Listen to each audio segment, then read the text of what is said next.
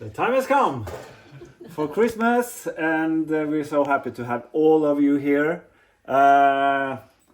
It's so wonderful to have family, in-laws, all of you, grandma, to come here, and we're so happy that you want to actually come here and visit us and spend time with us here, especially in Christmas. There's an extra thing this year because we have actually remodeled and rebuilt our bathroom here. I don't know if you have know this, but it started October last year, so it's been like 14 months since the start.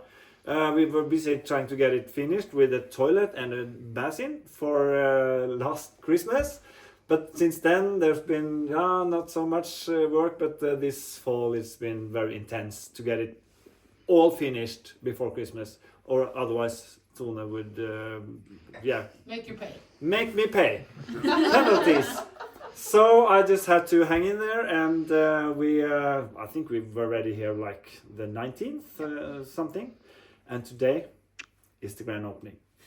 So are you ready, people? Yeah. We will start. Pay attention. Come on here.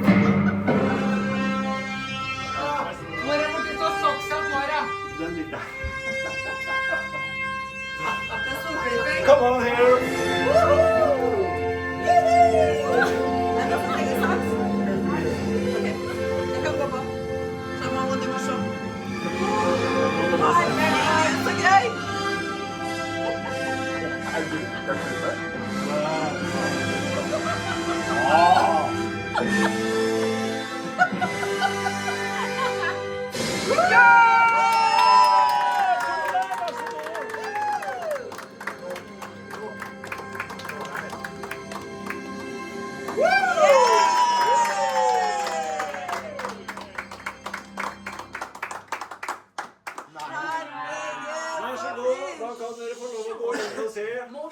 Hvis du kan tenke en sånn hotellobby.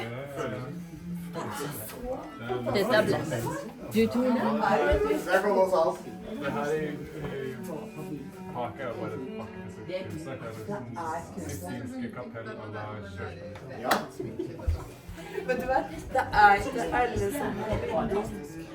Så nå vil du bare spørre mot din bestemor.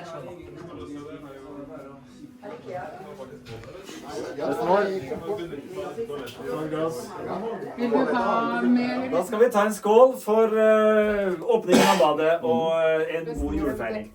Og snekkeren. Skål! Skål!